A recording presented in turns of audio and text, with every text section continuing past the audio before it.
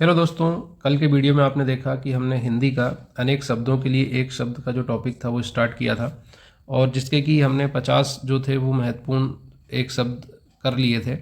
ठीक है, कल तक के वीडियो में मैंने आपको 50 तक की गिनती के जो था वो अनेक शब्दों के लिए एक शब्द करवा दिया था और लास्ट था जिसका स्वामी ना हो उसे अनाथ कहा जाता है। तो आज के इस पार्ट 2 भाग में हम इसके आगे का जो है वो देखेंगे।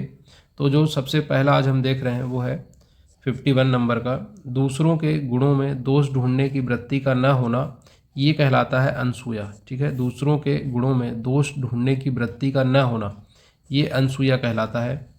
जिसका वचन द्वारा वर्णन न किया जा सके इसे अनिर्वचनीय कहा जाता है। ठीक है, जिसका वचन द्वारा वर्णन न किया जा सके इसे अनिर्वचनीय कहा जाता है।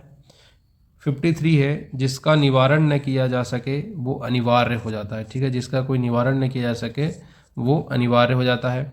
बिना पलक गिराए हुए तो ये कहलाता है अनिमेष। बिना पलक गिराए हुए ये कहलाता है अनिमेष।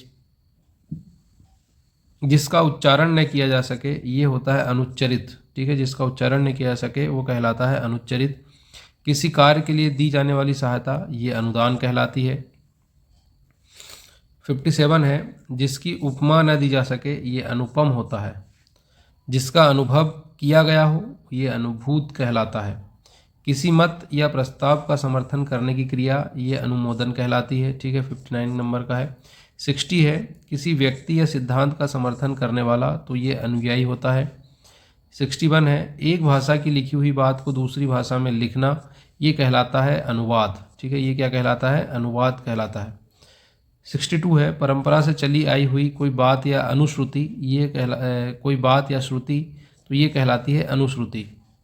जिसका मन किसी दूसरी ओर हो ये एक अनमना भी कहते हैं इसे, और अन्य मनश्चक भी कहा जाता है जिसका मन किसी दूसरी ओर हो। जिसका कोई निश्चित घर ना हो उसे अनिकेत कहा जाता है। ठीक है, जिसका कोई निश्चित घर ना हो उसे अनिकेत कहा जाता है। 65 है, नीचे की ओर लाना या खींचना ये अपकर्ष कहलाता है। जो पहले पढ़ा न गया हो ये अपठित होता है। दोपहर के बाद का समय ये अपराह्न होता है। शरीर के लिए जितना धन आवश्यक हो उससे अधिक न लेना इसे अपरिग्रह कहा जाता है। 69 है, जो मापा न जा सके ये अपरिमेय होता है। 70 है, जिसके बिना कार्य न चल सके इसे अपरिहार्य कहते हैं। जो आंखों के सामने ना हो ये अप्रत्यक्ष या परोक्ष कहलाता है। जिसके आर पार न देखा जा सके ये अपारदर्शक होता है। जो पूरा या भरा हुआ ना हो, ठीक है, या तो पूरा ना हो या फिर भरा हुआ ना हो तो ये होता है अपूर्ण। जिसकी अपेक्षा हो ये अपेक्षित। ठीक है, जिसकी अपेक्षा की गई हो वो अपेक्षित कहलाता है। अभिनय करने वाला पुरुष ये अभिनेता कहलाता है और अभिनय करने वाली स्त्री ये अभिनेत्री कहलाती है। जो किसी की ओर मुंह किए हुए हो तो इसे अभिमुख कहा जाता है। किसी की ओर मुंह करना अभिमुख। जिस पर अभियोग लगाया गया हो, ठीक है, जिस पर अभियोग लगाया गया हो वो अभियुक्त कहलाता है। किसी कार्य को बार बार करना अभ्यास कहलाता है।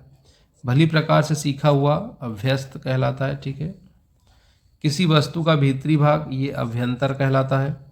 किसी वस्तु को प्राप्त करने की तीव्र इच्छा ये अभिप्सा कहलाती है। जो कभी मृत्यु को प्राप्त न हो ये अमर होता है। जो काव्य संगीत आदि का रस न ले इसे अरसिक कहा जाता है। जो अल्प या कम जानता हो अल्पज्ञ कहलाता है। जो इस लोक का ना हो उसे अलौकिक कहा जाता है। जो इस लोक का ना हो।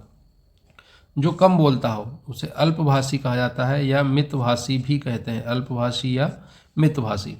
शरीर का कोई भाग तो ये अवयव कहलाता है। शरीर का कोई भी भाग हो वो क्या कहलाता है? अवयव।